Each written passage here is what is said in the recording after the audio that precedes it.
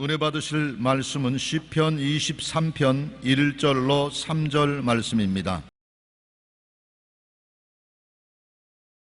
야훼는 나의 목자시니 내게 부족함이 없으리로다. 그가 나를 푸른 풀밭에 누이시며 쉴 만한 물가로 인도하시는도다. 내 영혼을 소생시키시고 자기 이름을 위하여 의의 길로 인도하시는도다. 아멘.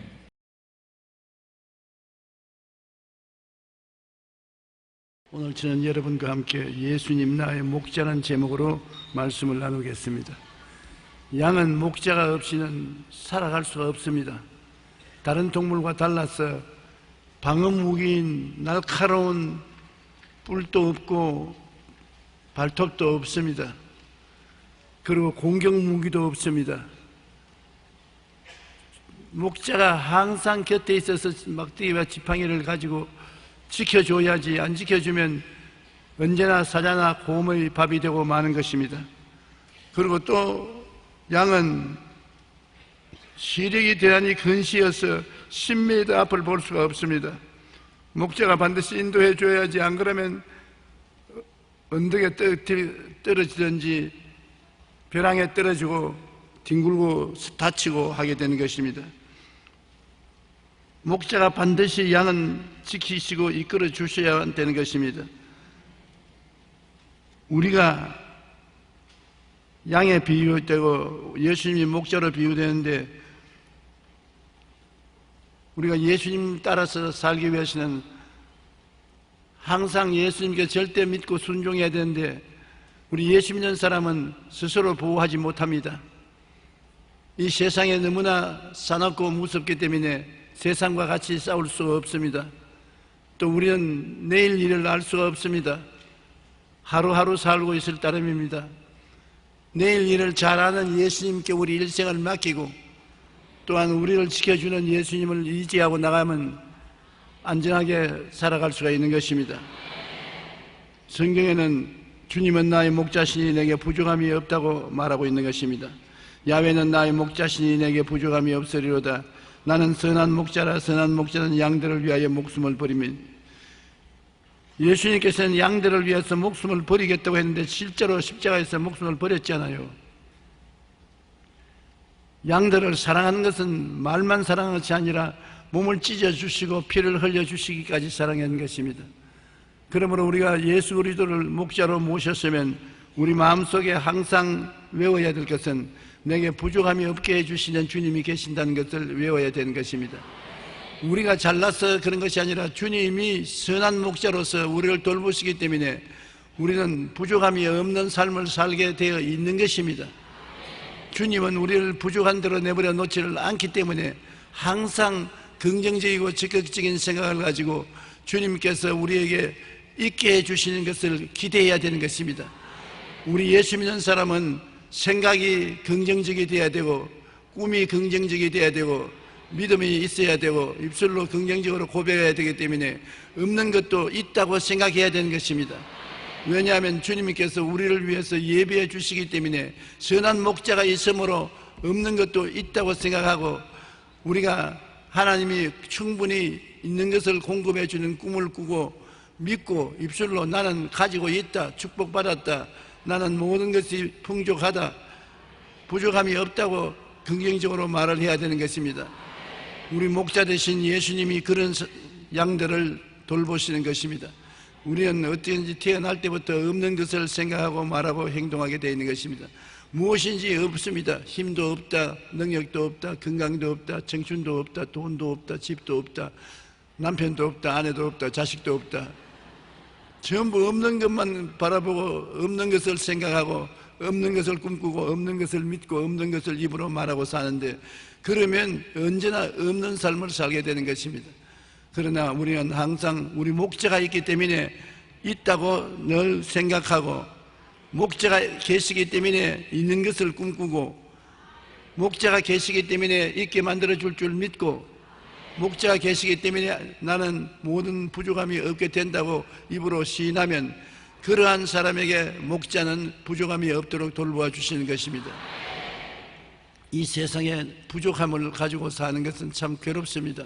그러나 목자인 예수님이 계시면 부족함이 없도록 주님이 돌보아 주신다는 것을 우리가 알아야 되는 것입니다. 그는 우리의 풀밭은 십자가 아래에 있는 것입니다. 푸른 풀밭에 누이신다고 말했는데 우리 풀밭이 어디 있냐고 찾을 필요 없는 것은 십자가 밑이 우리 풀밭인 것입니다. 이사야 53장 5절에 그가 찔림은 우리 허물 때문이요 그가 상함은 우리의 죄악 때문이라. 그가 징계를 받음으로 우리는 평화를 누리고 그가 채찍에 맞음으로 우리는 나음을 받았다고 말하고 있는 것입니다. 십자가 밑에서 주님께서는 우리에게 푸른 풀밭을 만들어 놓았는데 무슨 풀밭이냐? 아무리 죄를 지었어도 용서와 의의 풀밭을 만들어 놓아서 십자가 밑에서 용서를 먹고 의를 얻게 되는 것입니다. 거룩함과 성령 충만의 풀밭이 있습니다. 거룩하게 되고 성령 충만하게 되는 은혜를 먹을 수가 있습니다. 또 아브라함의 축복과 형통의 풀밭입니다. 저주에서 해방되고 형통의 풀을 먹을 수 있습니다. 그 다음엔 치료와 건강의 풀밭입니다. 제가 채찍에 맞음으로 너희가 나음을 얻었다고 우리는 치료를 받고 건강을 얻어서 나갈 수가 있는 것입니다. 그 다음엔 부활 영생 천국의 풀밭이 있는 것입니다. 우리가 십자가 밑에서 주의 은총으로 말미암아 부활하고 영생 천국을 얻는 약속을 얻게 되는 것입니다. 여러분, 우리는 어느 곳에 가든지 세상 사람이 모르는 푸른 풀밭이 있는 것입니다. 세상 사람은 알 수가 없어요. 십자가도 모르고 예수도 모르기 때문에 어디에 무슨 풀밭이 있는지 모릅니다. 그러나 여러분은 항상 주님께서 예비한 풀밭이 있는 것을 알아야 되는 것입니다. 용서받고 의롭게 된 풀밭이 있어요. 거룩하고 성령 충만한 풀밭이 있어요. 저주에서 해방되고 아브라함의 복을 받은 풀밭이 있어요. 치료받고 건강을 얻는 풀밭이 있어요. 부활 영생 천국의 풀밭이 있어요. 그것을 예수님 십자가 밑에서 우리는 항상 바라보고 항상 감사하고 항상 풀밭이 있다고 주장하고 기도로서 구하면 그대로 주님께서 돌보아 주시는 것입니다. 이런 풀밭이 있는데 주님께서는 이 풀밭에 우리를 누이시는 것입니다. 그냥 풀밭에서 내 마음대로 있으라 하는 것이 아니라 주님께 의지하면 누이신다는 것은 만족하게 하시는 것입니다. 양들이 여러분 풀밭에 누울 때는 짐승의 공격이 없을 때 누우게 되고 충분히 먹었을 때 눕게 되는 것입니다. 주님께서 우리를 풀밭에 눕게 하실 때는 모든 짐을 다 맡아주겠다고 할 때 풀밭에 우리가 누울 수가 있는 것입니다. 수고하고 무거운 짐을 잔뜩 지고 있는데 어디에 누워서 빈둥빈둥 놓을 수가 있습니까? 주님께서 우리의 짐을 다 맡아주실 때 우리는 풀밭에 누울 수가 있는 것입니다. 주님은 말씀하기를 수고하고 무거운 짐진 자들아 다 내게로 오라 내가 너희를 쉬게 하리라고 말씀하셨는데 주님께 항상 무거운 짐을 맡겨야 되는 것입니다. 농구 시합을 할 때 농구 선수들이 볼을 끊임없이 던지지 않습니까?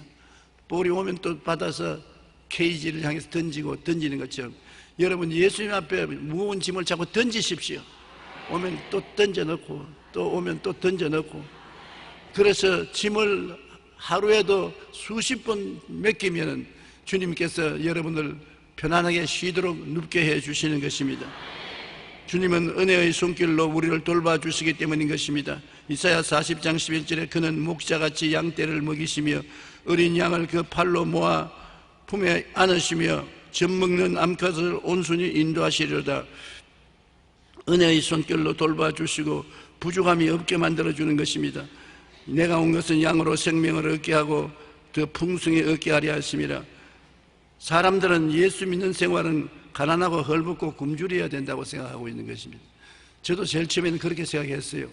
그런데 가난하고 헐벗고 굶주린 생활을 하고 나니까 내만 괴롭뿐 아니라 많은 사람이 도움이 필요한데 도울 수가 없어요. 그런데 성경에는 너희가 모든 일에 항상 모든 것이 넉넉하여 모든 착한 일을 넘치게 하라고 말씀하신 것입니다. 주님께서 우리에게 넘치도록 부족함이 없게 축복을 해주심으로 우리가 남에게 나누어 줄 수 있는 것입니다. 우리가 마음으로 올바르게 먹으면 주님께서 우리의 생각을 살펴보시고 우리를 통해서 축복을 준비하고 부어주시는 것입니다. 우리는 무엇보다도 우리의 목자를 알아야 우리 마음속에 평안을 누릴 수가 있는 것입니다. 나무가 뿌리가 없으면 흔들리고 언제 넘어질지 모르지 않습니까? 우리는 뿌리가 있어야 되는데 세상 사람들은 뿌리가 없어서 늘 흔들리지만 우리는 뿌리가 있기 때문에 뿌리에 의지해서 믿고 흔들리지 않을 수 있는 것입니다. 도비 도슨이라는 2006년 도리노 동계올림픽 프리스타일 스키에서 동메달을 딴 한국계 미국 사람이 있습니다. 그는 1981년 2월 2살 때 부산시장에서 엄마를 잃어버리고 미아가 되어서 울고 다니는 것을 미국 콜로라도시에 있는 스키 강사 부부가 입양을 해서 거기에서 자라났었습니다. 한국계 미국 사람인 것입니다. 그런데 거기서 스키를 열심히 연습해 가지고서 올림픽에 동메달을 땄습니다. 그러나 항상 그는 마음이 행복하지 못했습니다. 왜냐하면 뿌리를 알 수 없습니다. 양부모는 좋지만은 자기 친부모가 누군지 모르니까 늘 불행했습니다. 그런데 2007년 그는 한국에 와서 매스컴의 도움을 받아 오랫동안 못 봤던 아버지를 26년 만에 만났습니다. 그는 말하기를 평생에 그렇게 마음에 흡족하고 만족한 것은 처음이라고 말했는 것입니다. 자기를 버린 아버지인데 아버지가 키우지도 못했는데 아버지를 만나자 그렇게 마음이 흡족하고 평안하다는 것입니다. 그건 뿌리를 찾았기 때문인 것입니다. 우리 예수 믿는 사람들은 그리스도를 통해서 우리 인간 존재의 뿌리인 아버지를 찾은 것입니다. 초대 교부 어거스틴은 말하기를 당신 품에 안기기까지 내 영혼은 언제나 불안에 떠나이다라고 말한 것입니다. 뿌리가 없으면 불안해요. 공포가 늘 마음에 있어요. 그러나 뿌리가 있으면 내가 뛰어가서 의지할 수가 있어요. 여러분의 뿌리는 하나님 아버지인 것입니다. 내가 산을 향하여 눈을 들이라 나의 도움이 어디서 올고 나의 도움이 천지를 지으신 야훼께로다. 야훼가 여러분은 뿌리이기 때문에 여러분이 도움을 청하기 위해서 뿌리에게로 뛰어갈 수가 있는 것입니다. 우리 하나님을 붙잡고 있으면 바람이 불고 비가 내리고 홍수가 나도 또 내려가지 않게 되는 것입니다. 그러므로 우리는 목자 되신 예수님과 함께 있을 때 비로소 참된 평안과 안식을 얻게 될 수 있습니다. 예수님은 우리를 푸른 불밭에 누이시고 은혜의 손길로 돌봐주시고 우리에게 부족함이 없도록 해주시는 것입니다.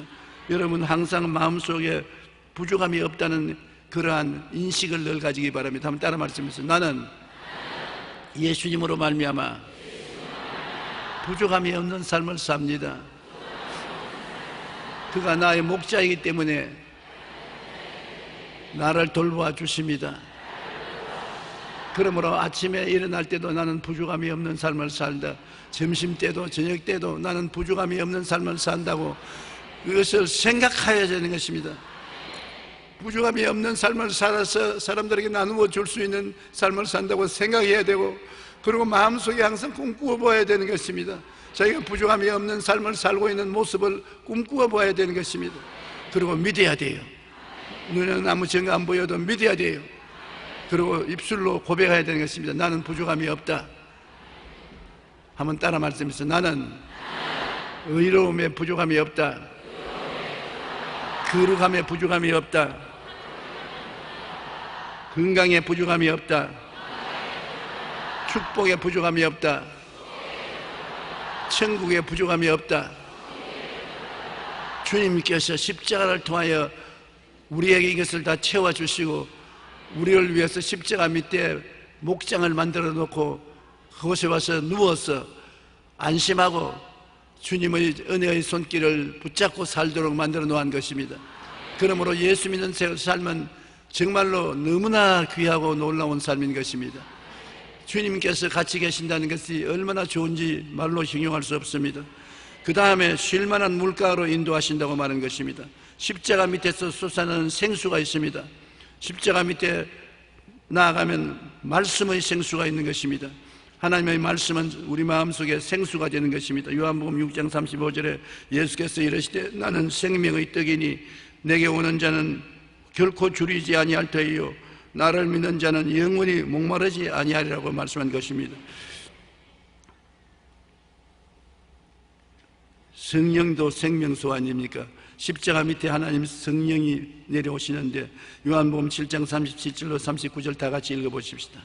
명절 끝날 곧 큰 날에 예수께서 서서 외쳐 이르시되 누구든지 목마르거든 내게로 와서 마시라. 나를 믿는 자는 성경의 이름과 같이 그 배에서 생수의 강이 흘러나오리라 하시니 이는 그를 믿는 자들이 받을 성령을 가리켜 말씀하신 것이라. 성령이 오시면 마음속에 생수가 또 넘쳐나는 것입니다. 요한계시록 22장 17절에 성령과 신부가 말씀하기를 오라 하는도다. 듣는 자도 오라 할 것이요 목마른 자도 올 것이요 또 원하는 자는 값없이 생명수를 받으라 하시더라. 여러분, 목마르다는 것은 참 고통스럽습니다. 저녁에 홀로 앉아 있을 때 마음에 버림받은 심정, 마음의 고독, 염려, 근심, 불안, 초조, 절망, 공포가 마음을 휘돌아갈 때 마음 깊이 의지할 곳 없는 슬픔이 강물처럼 흐를 때가 많습니다. 사람들이 왜 자살하느냐? 자기 마음으로 자기를 다스릴 수가 없습니다. 너무나 슬프고 너무나 외롭고 너무나 캄캄하고 그러므로 차라리 사는 것보다 죽는 것이 낫다고 생각할 때가 많습니다. 그럴 때 여러분 주님께 나와서 죄를 회개하고 주님께 부르십니다. 주여 말씀으로 위로해 주시고 성령으로 위로해 주시옵소서. 부르실 때 성령께서 내려와서 말씀으로 위로해 주셔서 마음에 기쁨이 생기고 소망이 생기고 평안이 생기고 감사가 생겨나는 것은 얼마나 놀라운 체험인지 모릅니다. 그러면 죽을 것 같은 마음이 새로워지고 살 용기가 생기고 희망이 생기는 것입니다. 행복이란 어디냐? 행복이란 환경에서 오는 것이 아니라 마음에 기쁨이 있고 소망이 있고 평안이 있고 감사가 있어야 행복한 것입니다. 그 행복은 주의 말씀과 성령으로 말미암아 다가오는 것입니다. 사람들 통해서 행복을 얻으려고 하면 실망하고 마는 것입니다. 십자가 밑에 나가서 짐을 풀어놓고 내가 죄를 회개하고 내 마음속에 행복을 허락해 달라고 부르시어 기도하면 주님께서 십자가에서 기쁨을 주시고 평안을 주시고 소망과 감사를 부어주시면 앉아있으면서 마음이 달라지고 일어나서 춤을 추고 싶은 생각이 날 때가 한두 번이 아닌 것입니다. 은혜의 강물이 우리 마음속에 넘쳐나는 것입니다. 수가성 우물가의 여자 보십시오. 그 남편을 5이나 가졌다가 6번째 남편하고 살 때 사람들이 다 손가락질하고 조롱하니까 아침에 물길로 오지 않고 우물가에 대낮에 길러 왔습니다. 사람 없을 때. 그때 예수님이 우물가에 앉아 계시다가 이 수가성 우물가에 여인하고 대화를 하게 됐는데 주님께서 물 좀 달라 그러니까 어떻게 당신이 유대인으로서 사마리아 여자 나 같은 사람에게 물을 달라고 했냐고. 예수님께서 당신이 이 물을 마시면 다시 목마르거니와 내가 주는 물을 마시면 영원히 목마르지 않다고 말했던 것입니다. 이 사마리아 여인은 인생의 삶의 행복을 추구하는 간절한 열망을 가진 여자로서 남편을 5이나 갈아제끼고 6번째 살 정도 같으면 보통 여자가 아닙니다. 그러니까 예수님이 말하기를 네 남편 데려오느라 하니까 남편이 없습니다.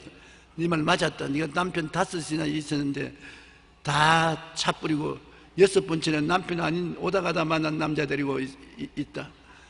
그래가지고서 너 마음속에 외로움과 고독하고 슬픔과 좌절과 절망을 가지고 있는 것이다. 내가 주는 생수를 마시면 남편 5을 갈아치키지 않아도 마음의 만족으로 온다. 그래서 예수님이 당신 자신이 메시아인 것을 드러내시고 그 여자에게 생수를 주셨습니다. 그러자 그 여자는 당장 달라졌어요. 물동이를 두고서 너무 좋아서 그 길로 사마리아 시내로 뛰어들어갔습니다. 피하던 사람들에게 와보라, 내가 메시아를 만났다. 내가 남편 5이나 갈아제낀 것도 다 알고 계시더라. 나는 축복을 받았다. 그래가지고서 사마리아의 모든 사람들이 그 여자를 따라 나와서 예수님에게 말씀을 듣고 사마리아에 더 있어달라고 간청을 했다는 기록이 나온 것입니다. 세상의 것으로 만족할 수 없는 인생에 예수 그리스도께서 나오면 예수 그리스도께서 생수를 주시면 만족해지는 것입니다. 이것은 예수님만이 주시는 영원한 생명수인 것입니다. 예수께서 대답하여 이르시되 이 물을 마시는 자마다 다시 목마르거니와 내가 주는 물을 마시는 자는 영원히 목마르지 아니하리니 내가 주는 물은 그 속에서 영생토록 솟아나는 샘물이 되리라. 저는 50년 동안 목회하면서 많은 어려움을 당해서 사는 것이 무엇인가 회의가 들어올 때가 많았습니다. 예수 믿는 목사이면서 어떤 때는 혼자 앉아있는데 마음의 염려와 근심이 짓누르고 슬픔이 꽉 들어차고 다 버림받은 고독한 인생을 혼자 사는구나, 살아갈 필요가 있겠는가, 그런 생각이 날 때가 종종 있었습니다. 그럴 때 언제나 십자가 밑에 나가서 예수님 바라보고 내 마음속의 죄를 회개하고, 예수님 내 마음이 외롭고 고독합니다. 무엇으로도 채울 수가 없습니다. 이 슬픔과 이 고독과 이 외로움과 이 좌절감을 주님이 채워주시고 주님이 돌봐주시옵소서. 그렇게 기도하면 희한하게 마음이 달라지기 시작하는 것입니다. 희한하게 마음이 싹 달라지고 안정이 되고 사는 즐거움이 마음속에 회복되는 것입니다. 목사인 나도 그런데 일반 평신도인 여러분이 그런 것 없다고 말할 수 없습니다. 왜냐하면 이 세상은 저주받은 세상이에요. 마귀가 지배하는 세상이라 반드시 그런 체험을 하게 되는 것입니다. 그러나 예수님께서 계심으로 예수님을 잊지 말고 예수님께 찾아가면 예수님은 생수의 근원이 되어주시는 것입니다. 우리를 푸른 불밭에 누이시고 쉴 만한 물가로 인도해 주시는 것입니다.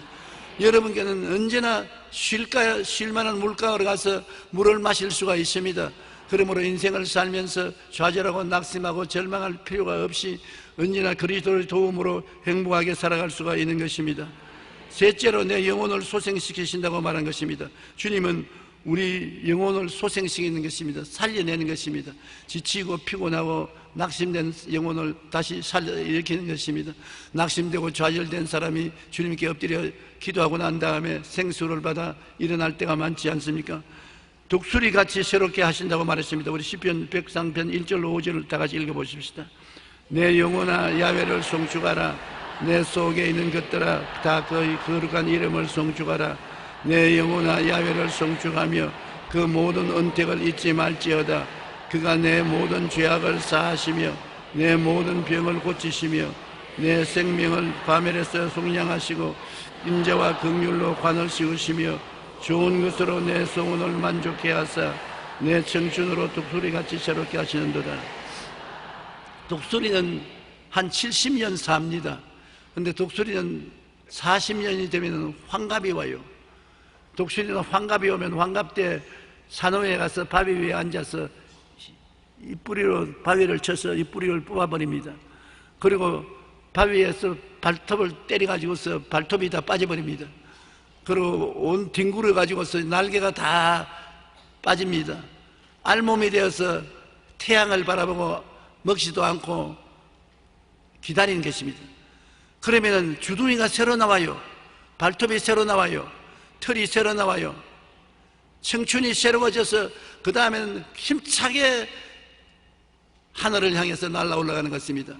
그래서 남은 후 30년을 독수리가 새롭게 되어서 하는 것처럼, 여러분 독수리가 새로워지는 것처럼 우리가 주님을 앙망하고 기다리면 그렇게 새롭게 하는 능력이 임하여 주시는 것입니다.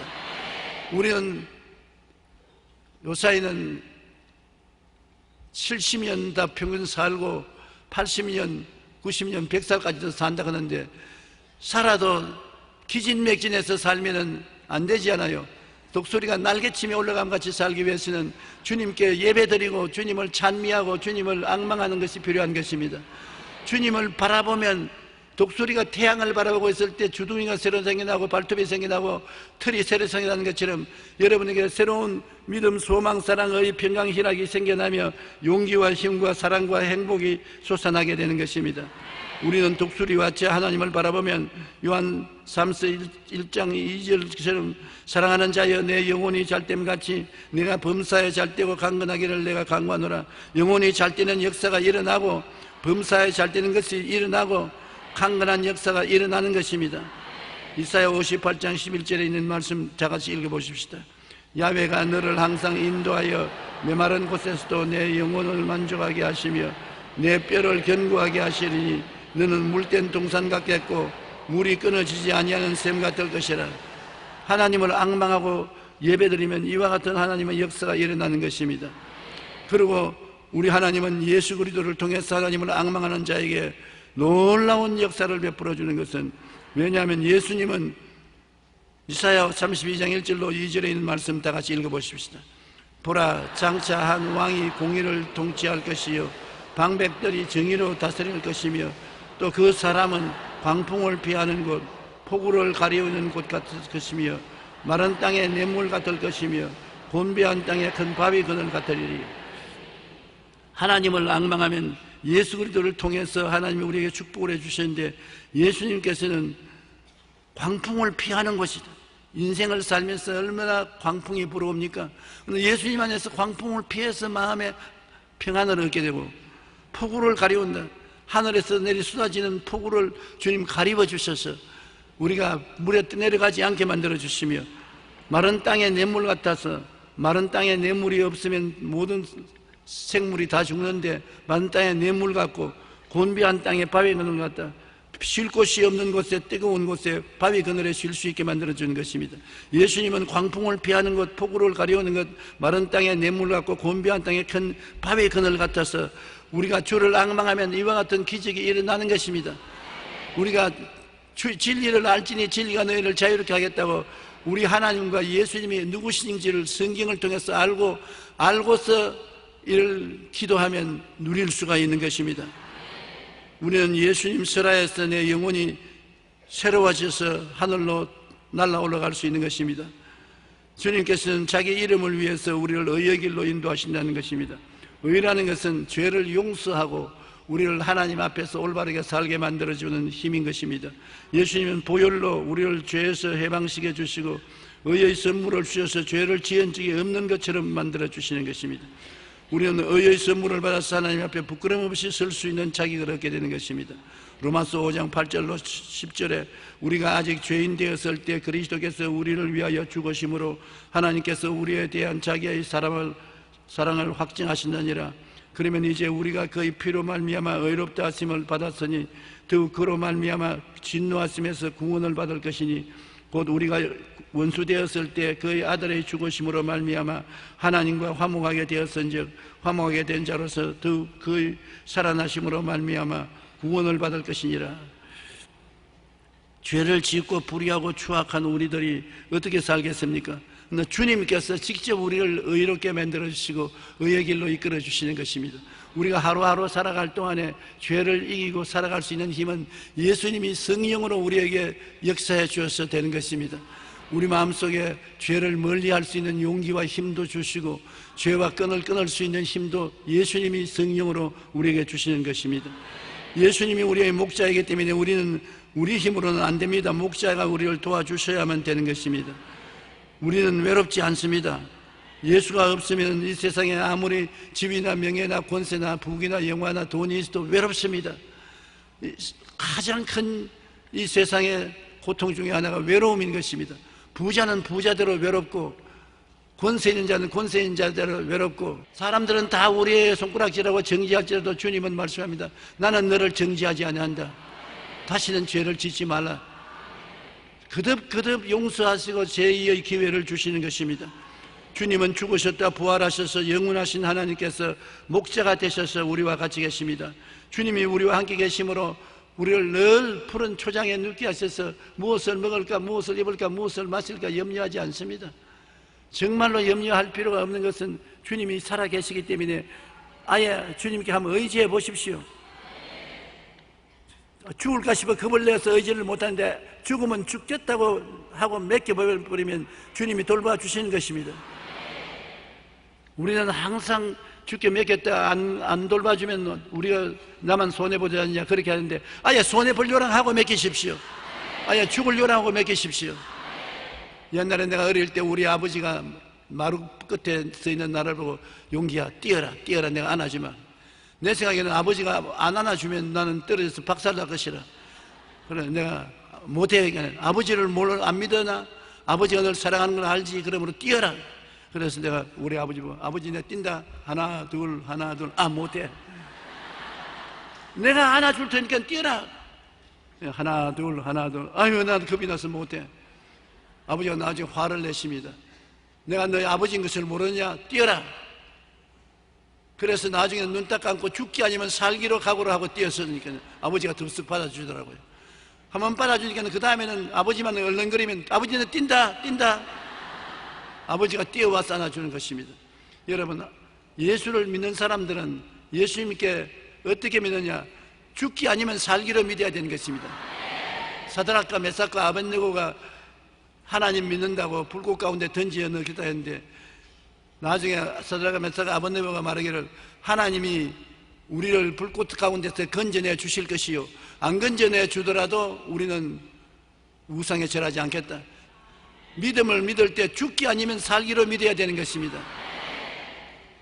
주님께 11조 드리고 교회 성수 주일하고 그 다음에는 주님께 내어 맡기게 되기를, 내 삶을 다 내어 맡기고 주님께서 푸른 초장으로 이끌 것을 믿어야 되는 것입니다. 마음의 행복을 가지고 살 수 있도록 만들어 주시는 것입니다. 고독하고 슬프고 고통스러워 아무도 나를 이해하지 못하고 동정하지 못한다고 생각하지 마십시오. 세상 사람은 여러분을 이해, 동정, 사랑할 수 없지만 주님은 이해하고 동정하고 사랑하는 것입니다. 십자가를 걸머지실 때 얼마나 외롭고 고독하고 슬프고 고통스럽겠습니까? 그러므로 주님께서는 여러분을 다 처지를 아시고 여러분에게 도움을 베풀어 주시는 것입니다. 그러나 그냥 도움을 베풀지 않고 구해야 주는 것입니다. 구하지 아니하면 안 주시는 것입니다. 구하라 주실 것이요, 찾아라 잘 것이요, 문을 두드려 열릴 것이라. 구하면 주님께서 주시는 것입니다.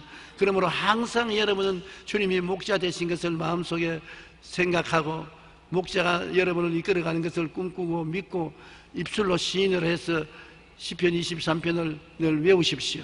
저는 하루에도 몇 분이고 시편 23편을 외우는 것입니다. 제가 나의 목자가 되어서 푸른 초장에 눕게 하시고 쉴 만한 물가로 인도하셔서 내 마음속에 위로를 받고 나를 의롭게 소생시켜 주셔서 전인 구원을 주시고 성령으로 이끌어 주시는 주님이 계심으로 두려워하지 않고 살아갈 수 있는 것입니다. 빽이 있어야 되는 것입니다. 이 세상에 살 때도 훌륭한 빽이 있으면 여러분 두려워하지 않고 살고 수 있지 않습니까? 자식들도 부모가 있을 때 마음에 든든하고 좋지 않습니까? 그와 같이 이 세상 살에도 연줄이 있어서 사람들은 대학교나 고향이나 시족사회에 줄을 잡으려고 애를 쓰는데 우리에게 제일 좋은 줄은 예수님이신 것입니다.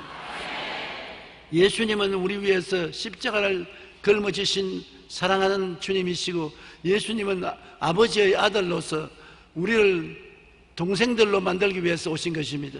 하나님은 예수 그리스도를 맏아들로 삼기 위해서 이 땅에 보내시고 여러분과 나를 다 예수님의 동생으로 삼으신 것입니다. 우리는 예수님과 똑같이 구원을 받고 예수님과 같이 하늘나라에 올라가서 살 사람들인 것입니다. 여러분은 얼마나 귀한지 하나님께서는 여러분과 같은 사람이 되어서 오셨습니다. 한번 따라 말씀하시죠. 야훼는 나의 목자시니 내게 부족함이 없으리로다.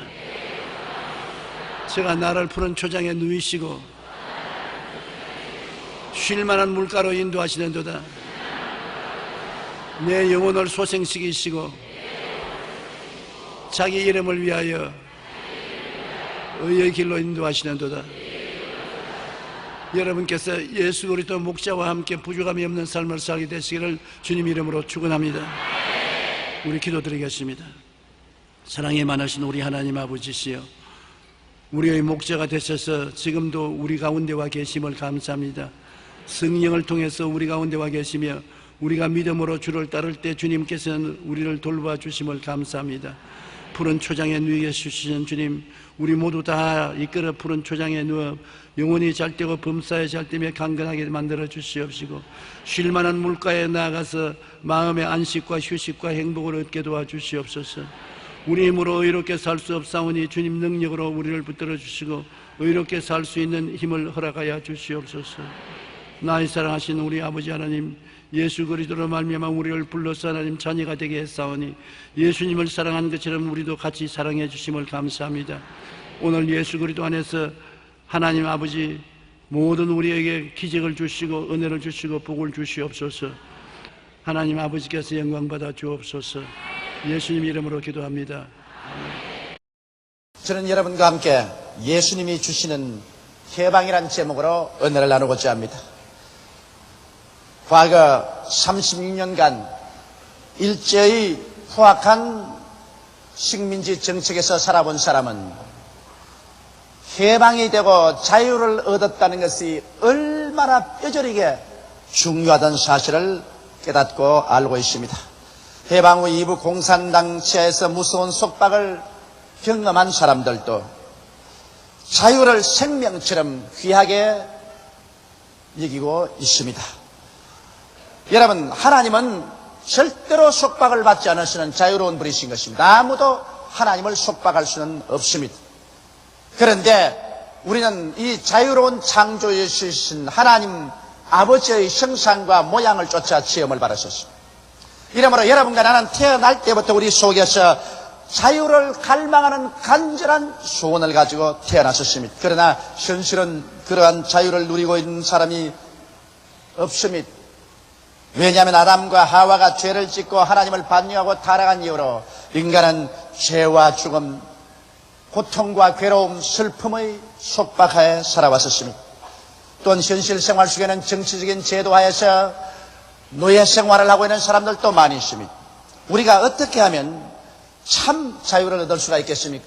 성경에는 예수께서 말씀하기를 아들이 너희를 자유케 하면 너희가 참 자유를 얻고 진리를 알지니 진리가 너희를 자유케 하리라고 말씀하셨습니다.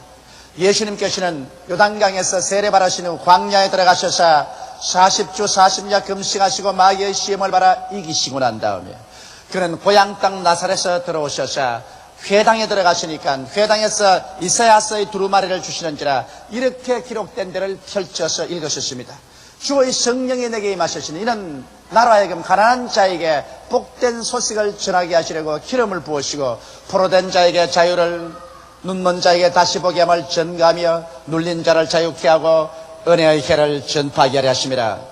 이것이 바로 예수 그리스도의 복음 선언인 것입니다. 예수 그리스도는 이 복음 선언대로 실천하셨고 오늘날도 예수 그리스도의 교회는 성령의 도우심으로 말미암아 그리스도의 복음 선언을 그대로 실천해야 될 것인 것입니다. 첫째로 예수님께서는 가난한 자에게 복된 소식을 전하러 왔다고 말씀하신 것입니다. 가난은 우리를 속박하는 무서운 쇠사슬인 것입니다. 어떠한 사람들은 가난을 찬미하는 사람도 있고 가난은 좋은 것이라고 말하는 사람도 있습니다. 그러나 대개 이런 말을 하는 사람들은 가난이 얼마나 우리를 도적질하고 죽이고 멸망시키는 파괴적인 힘을 가졌다는 것을 알지 못하고 로맨틱하게 가난을 생각하기 때문인 것입니다. 가난은 인간 삶의 행복된 꿈을 산산이 찢어버리고 맙니다.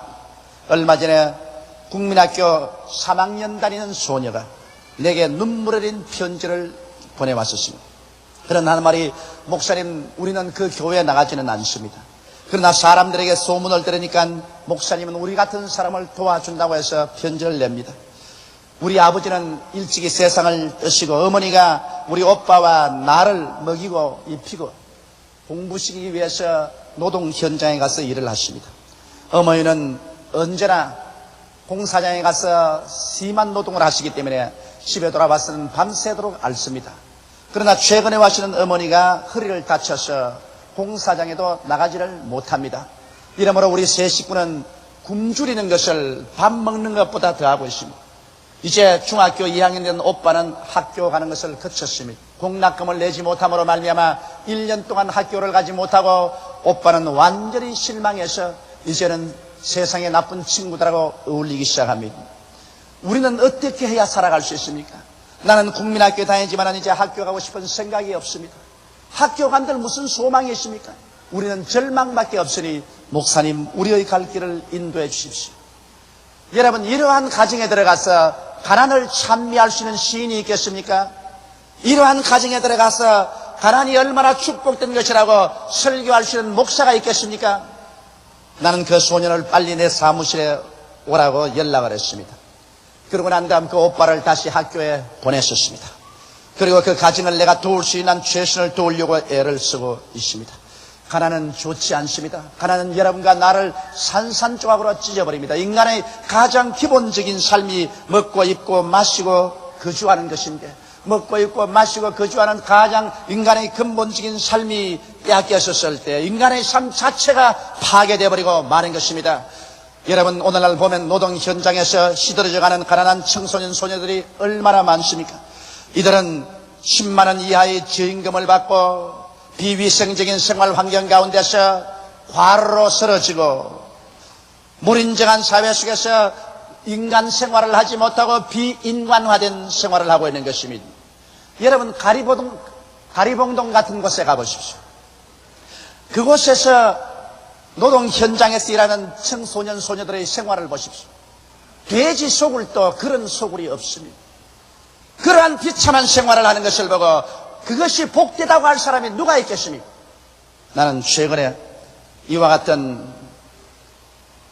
불행한 청소년들의 생활을 보고 난 다음 마음에 깊은 충격을 받았었습니다. 잠을 이룰 수가 없었어요. 내 집에 들어가서 저는 내 침대가 너무 호사스럽게 보이고 내 방이 너무 호사스럽게 보였었습니다. 내 먹는 음식이 너무 호사스럽고 입는 옷이 너무 호사스러운 것 같아서 마음의 고통으로 견딜 수가 없었습니다.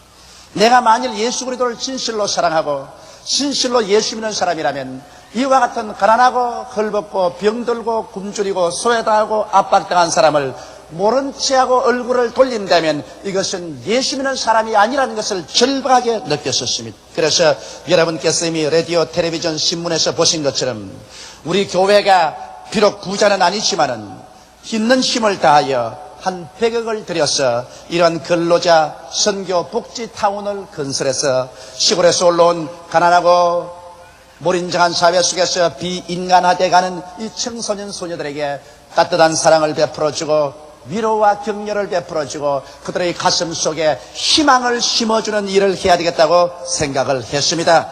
그래서 이 일을 우리는 전력을 다하여 추진할 것입니다. 여러분, 예수님께서 이 세상에 오셔서 그가 제1차로 선언한 것이 나는 가난한 자에게 복된 소식을 전하기 위해서 왔다고 말한 것입니다. 그러므로 기독교의 복음은 어느 곳에 가는 곳마다 제1차로 가난을 제거하는 일에 전력을 기울여야만 하는 것입니다. 예수께서 어떻게 하여 가난한 자의 복된 소식을 전할 수가 있겠습니까? 물론 예수님께서 하늘과 땅의 모든 권세로 우리에게 복을 주셔서 가난을 면할 수도 있게 하겠지만은 여러분, 가난한 사에게 빵 한 조각 던져주고 입던 옷 하나 던져주고 입던 신 하나 나눠준다고 해서 가난한 사람을 도와줄 수는 없습니다. 가난한 사람이 필요한 것은 그러한 물질과 함께 있는 자의 뜨거운 사랑이 필요한 것입니다. 이 세상에 있는 자와 없는 자가 서로 사랑하지 못하고 그 가운데 갭이 점점 벌어진다면 이 사회는 바로 그 자체가 지옥이 되고 말 것인 것입니다. 오늘 예수 사랑을 받아들인 우리들은 예수 그리스도의 사랑으로 말미암아 이 가난하고 병들고 소외당하고 억압당한 자들에게 우리의 좋은 것을 나누어 줌으로 말미암아 진실로 참 살아있는 신앙을 증거할 수가 있는 것입니다. 여러분, 오늘날 예수를 우리는 어디에서 찾을 수가 있습니까? 우리는 교회에서 장엄한 건물을 짓고 거룩한 예배의식을 통해서 예수님을 만날 수 있습니다. 또 우리는 기도원에 가서 금식하며 철회하며 예수님을 만날 수가 있습니다. 이것은 개인적으로 우리가 등한히 하지 말아야 될 예배인 것입니다. 그러나 현재 살아있는 이 현장에서 바로 여러분의 이웃에서 우리는 예수님을 만나볼 수가 있습니다. 성경에는 예수님께서 마지막 심판날에 양에 속한 나라와 염소에 속한 나라를 분리시켜놓고 난 다음 양에 속한 나라 백성들을 보고 말씀하기를 너희는 내가 굶주렸을 때 먹였고 헐벗을 때 입히었고 목마르실 때 마셨고 나그네 되었을 때 바라주었고 그리고 감옥에 갇혔을 때 찾아보았으며 병들었을 때 도와주었나니라. 의인들이 말하기를 언제 우리가 그러한 것을 보고 도와드렸나이까. 이 소자들 중에 지극히 적은 자 한 사람을 위해서 해준 것이 바로 나를 위해서 해준 것이라.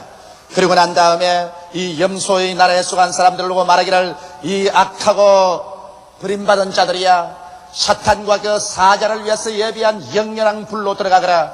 너희는 내가 배고플 때 먹이지 아니하고 내가 헐벗을 때 입히지 아니하고 내가 목마르실 때 마시지 아니하고 병들었을 때 나를 도와주지 아니하고 내가 나그네 됐을 때 받아들이지 않았으며 내가 감옥에 갇혔을 때 와서 돌봐주지 아니하였나니라. 언제 그런 것을 보고 우리가 주님을 도와드리지 아니하였나이까. 이 소자 중에 지극히 적은 자 한 사람을 위해서 해주지 아니한 것이 나를 위해서 안 해준 것과 같다고 말하는 것입니다. 그러므로 오늘날 여러분 예수를 어디에서 찾을 수가 있는 것입니까? 바로 이웃에서 가난하고 병들고 헐벗고 소외된 그 사람들의 얼굴에서 예수님의 모습을 찾아야만 할 것인 것입니다. 예수님을 만나기 위해서 고산 절벽을 찾아가지 말고, 예수님을 만나기 위해서 장엄한 성전을 찾아가서 곳에서 구함치지 말고, 바로 여러분의 이웃에서 가난하고 병들고 소외되고 억압당하고 버림받은 사람에게 찾아가서 예수 그리스도의 사랑을 나눌 때 바로 여러분이 그 속에서 예수를 찾아 만날 수가 있는 것입니다. 예수님은 이 세상에 오셨을 때 돈 많고 권력 많고 호의호식하는 사람을 찾아오지 않으셨습니다. 가난한 자에게 복된 소식을 전하러 오셨습니다. 물론 예수님은 예루살렘 성에 들어가셔서 예루살렘에서 제사장들과 권력 있는 자와 부자들과 학자들 가운데 복음을 전가하셨습니다. 그러나 그리스도가 주무실 때는 그 가운데서 주무신 적이 한 번도 없습니다. 언제나 예루살렘 밖으로 나와서 빈민들이 사는 베다니에 가서 사셨습니다. 여러분 오늘날도 주님께서는 그러므로 가난하고 병들고 버림당하고 소외되고 억압당한 사람들 가운데 계셔서 그곳에서 여러분과 만나기를 원하시고 계신 것입니다. 이러므로 우리가 진실로 있는 자로서 없는 자와 나눔을 통해서 그 속에서 우리 주 예수 그리스도를 만날 수가 있고, 또 가난하고 병든 사람들의 얼굴에서 예수 그리스도의 모습을 찾을 수가 있는 것입니다. 저들을 위해서 우리가 일한 것이 바로 우리 주 예수 그리스도를 위해서 일한 것이 되는 것입니다.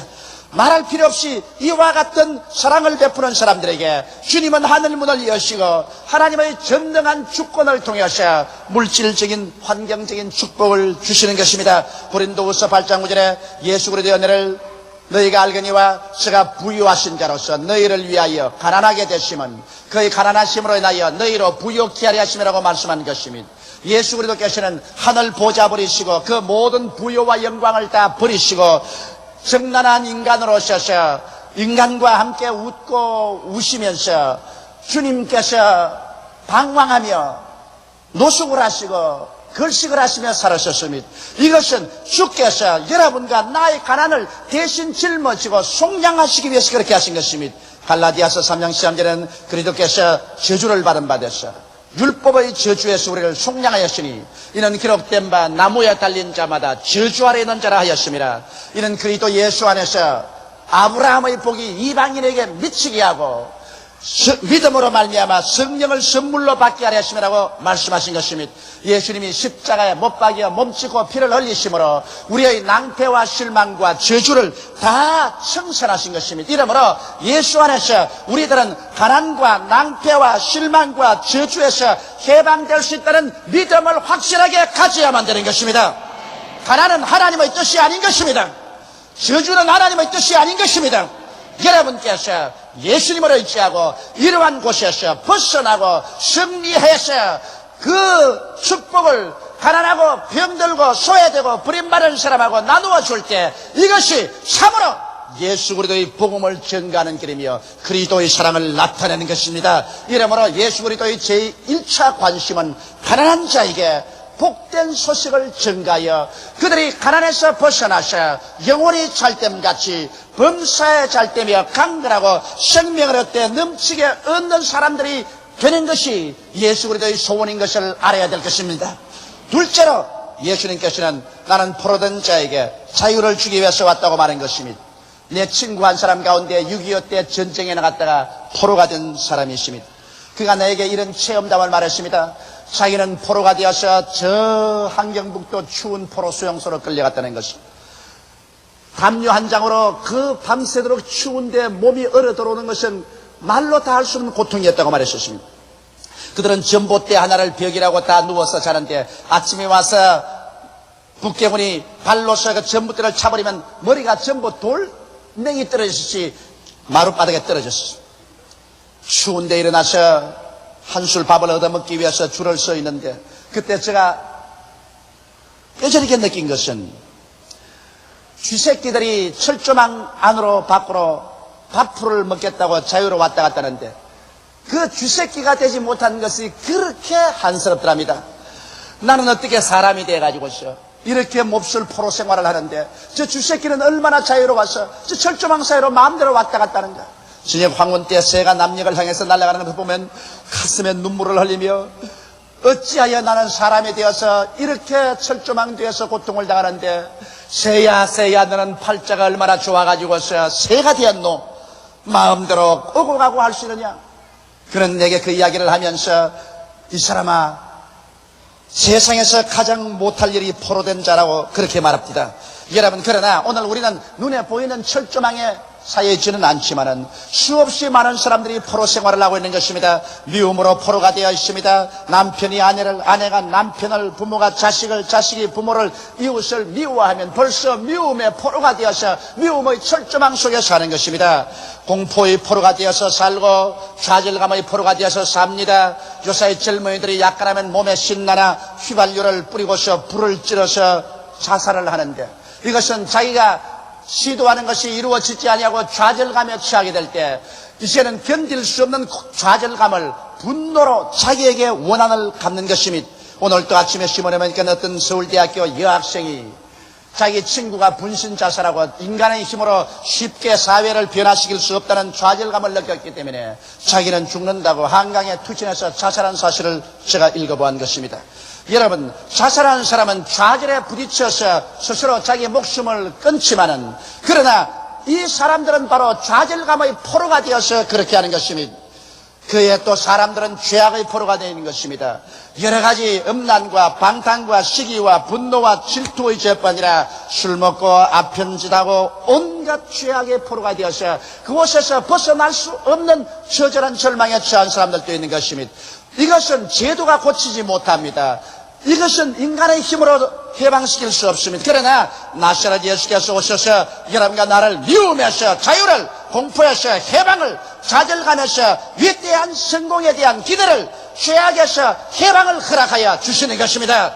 성경은 예수 그리스도는 어제나 오늘이나 영원토록 동일하다고 말씀하셨습니다. 이 예수 그리스도는 두세 사람이 주의로 모였을 때 그 가운데 함께 와서 계신 것입니다. 바로 예수님은 이 자리에 와서 계신 것입니다. 예수님은 여러분과 함께 계신 것입니다. 그런 손을 내밀고 여러분과 나에게 이 시간에 포로된 자에게서 자유를 얻으라고 말씀하시는 것입니다. 믿음으로 우리 손을 내밀어 그리스도의 손을 잡으면 오늘 이 시간에 여러분 가운데 하나님의 기적이 일어나게 되는 것입니다. 셋째로 예수께서는 말씀하기를 나는 눈먼 자에게 다시 보게 함을 전하러 왔다고 말씀하신 것입니다. 사람이 눈이 어두워지는 것은 탐욕이 들어오면 눈이 어두워지는 것입니다.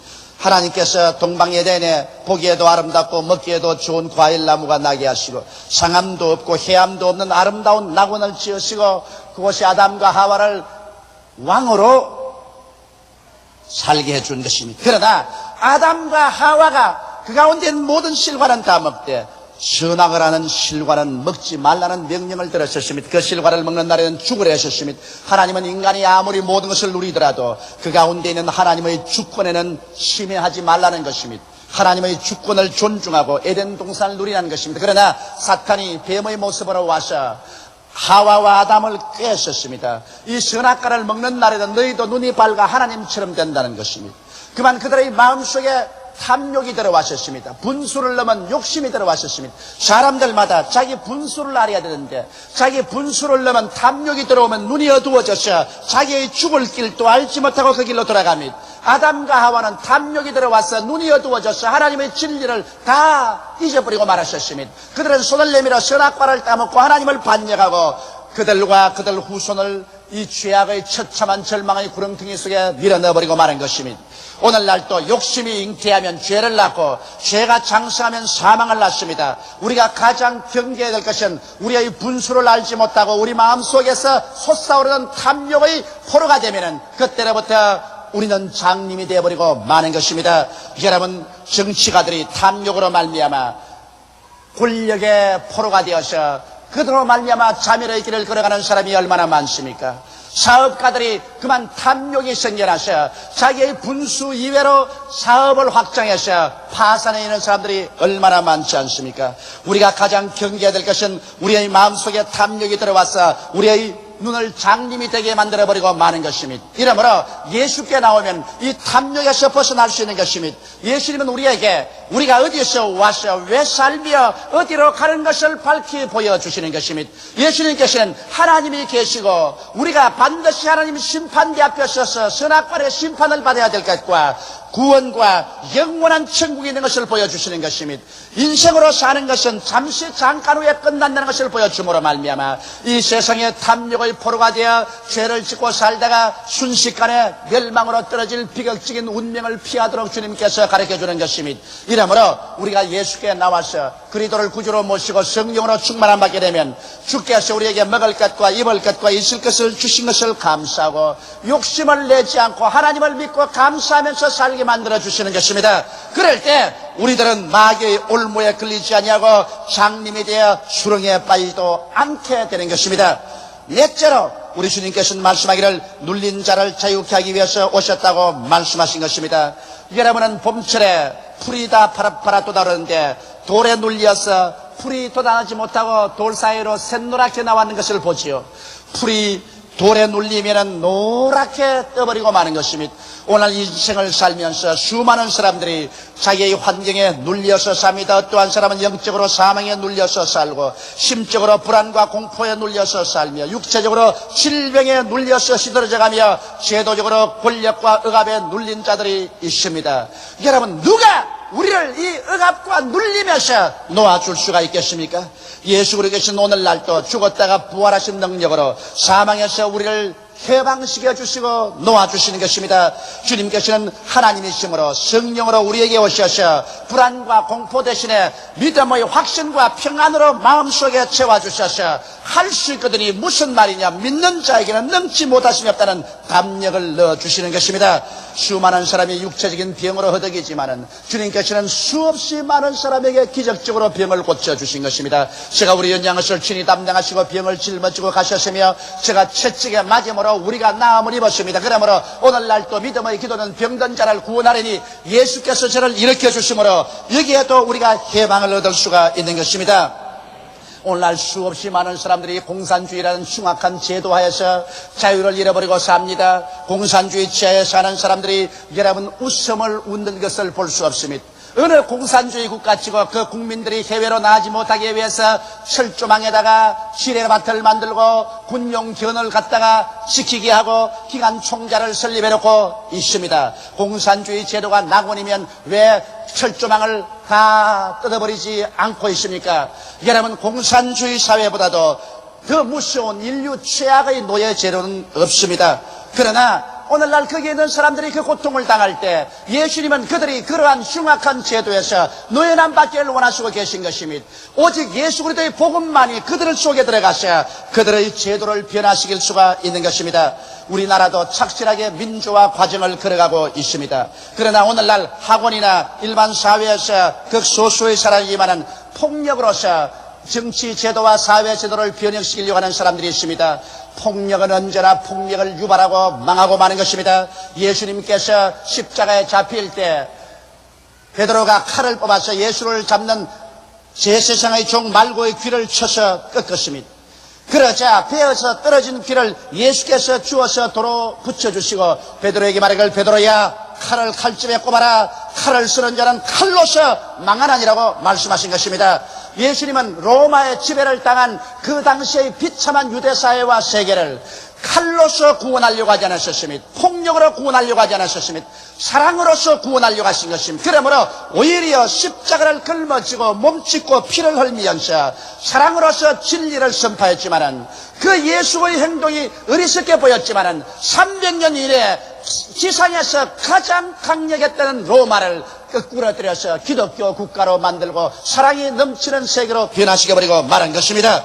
이러므로 사랑하는 성도 여러분, 오늘날 우리가 잘못된 제도와 정치의 권력을 변화시키려고 할 때 폭력으로 해서는 안 됩니다. 폭력은 폭력을 다시 불러오는 것입니다.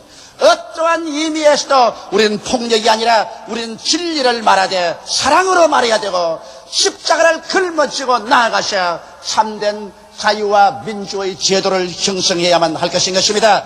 이러므로 우리 교회는 마땅히 사랑과 진리를 가지고 십자가를 걸머쥐고 나라와 민족을 위해서 기도하고 진리를 말하고 참민주적인 절차에 의해서 우리 조국과 민족이 민주화되는 일에 전력을 기울여야 될 것이요, 어떠한 일에도 우리나라가 체류탄 화염병의 강목에 혁명적인 투쟁으로 피를 흘리고 살상을 통해서 좋은 사회 제도가 이루어질 것이라고 기대하시는 안 내린 것입니다. 칼을 쓰는 자는 칼로서 망하고 마는 것입니다. 주먹을 쓰는 자는 주먹으로 망하는 것입니다.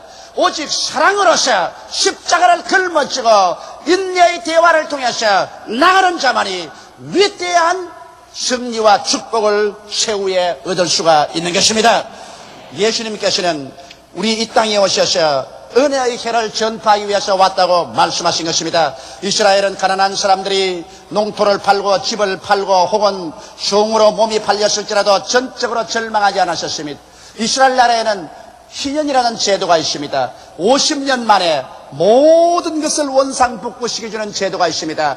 77이 49, 49년이 되면은 온 나라를 동원해서 큰 속죄 제사를 드리고 난 다음에 50년 때는 희년의 나팔을 붑니다. 이 나팔이 불리면 모든 농토는 본인에게 돌아가고 팔은 집은 본인에게 돌아가며 종으로 팔린 사람은 다 집으로 돌아갑니다. 그래서 온 나라가 기쁨이 충만해지는 것입니다. 예수께서 말씀하신 은혜의 해가 바로 이것인 것입니다. 2000년 전에 예수께서 오셔서 갈보리 십자가 위에 올라가셔서 인류를 위한 큰 제물이 되셨으며 영원한 제물이 되셨으며 몸을 찢어버리시고 피를 쏟아셔서 생명을 드려 제사를 드리고 난 다음에 오순절날 임한 성령을 통해서 온 세계 이제는 자유를 얻으라고 외치고 있는 것입니다. 2000년 동안 가난한 자에게는 복된 소식이 전파되고 포로된 자에게는 자유가 선포되며 눈먼 자는 다시 보게 됨이 선포되고 눌린 자는 자유를 얻으라고 말씀하고 있는 것입니다. 하나님의 성령은 바로 이와 같은 축복을 여러분에게 허락하기 위해서 오늘 이 자리에 와서 역사하고 있는 것입니다. 이러므로 사랑하는 성도 여러분, 그 가난에서 예수를 믿음으로 말미암아 나올 것을 믿으시기 바랍니다. 포로에서 자유를 선포하십시오. 탐욕을 버리고 눈이 밝아주십시오. 억압에서 주님께서 여러분을 오늘 치료해서 일으켜 주시는 것입니다. 하나님은 은혜 베풀기를 원하시는 것입니다. 지금은 은혜의 해 속에 우리가 살고 있는 것입니다. 예수 이름으로 오늘 이 은혜를 받아서 여러분 영혼이 잘됨같이 범사에 잘되며 강건하고 생명을 얻되 넘치게 얻는 것이 하나님의 뜻인 것입니다.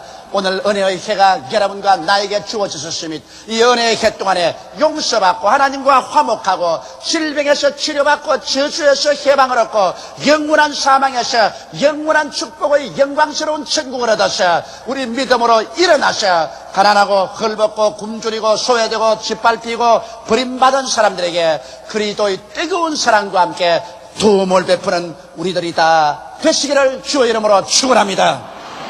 다 같이 고개 숙여 기도드리겠습니다. 전능하신 우리 하나님 아버지, 하나님께서 우리를 내신 것은 가난하고 포로되고 눈멀고 짓밟히고 지옥으로 떨어질 인간이 되라고 만들지는 아니하셨습니다. 아담과 하와의 탐욕으로 말미암아 죄악에 떨어져서 인류는 이 기나긴 세월 동안에 처참하게 마귀에게 찢기고 포로되고 짓밟히고 병들고 고통 가운데 있었습니다만 예수님께서 오셔서 이 짐 다 대신 짊어지시고 그 몸을 찢어주시고 그 피를 흘려주셨으니 이제 예수 그리스도를 구주로 믿고 우리는 단호하게 이 모든 씨앗을 끊어버리게 되게 도와주시옵소서.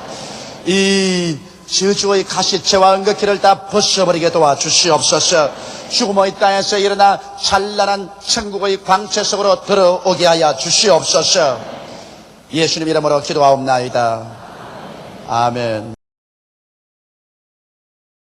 오늘의 성경 말씀 데살로니가전서 5장 16절로 18절 말씀. 항상 기뻐하라. 쉬지 말고 기도하라. 범사에 감사하라. 이는 그리스도 예수 안에서 너희를 향하신 하나님의 뜻이니라.